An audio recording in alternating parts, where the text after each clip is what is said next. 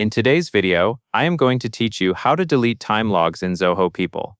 Deleting a time log is useful when an entry was added by mistake, logged under the wrong project or job, or recorded for the wrong date or duration. Since time logs can affect reports and approvals, it is important to remove the incorrect entry so your timesheet data stays accurate. Start by signing in to Zoho People and looking at the main navigation on the left side of the screen. In that left sidebar, click Timesheet. This takes you into the area where you can view and manage the time you or your team has logged.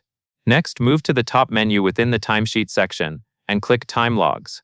This opens the time log records and is the place where individual entries can be reviewed, edited, or deleted. Once you are on the Time Logs page, select the List View icon.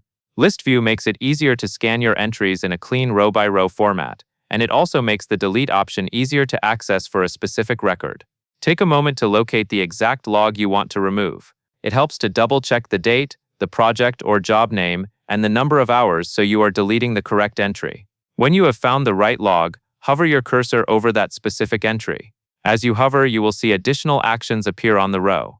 Click the Delete icon, which looks like a small trash can. Be careful here because deleting removes the entry rather than simply hiding it, and it can impact totals and reports. After clicking the trash can icon, a confirmation prompt will appear. Click Confirm to finalize the deletion.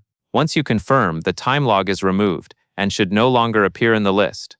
If you do not see the delete icon when you hover, make sure you are in List View and that you have permission to delete time logs in your Zoho People account, since some organizations restrict this action. And that is all there is to it.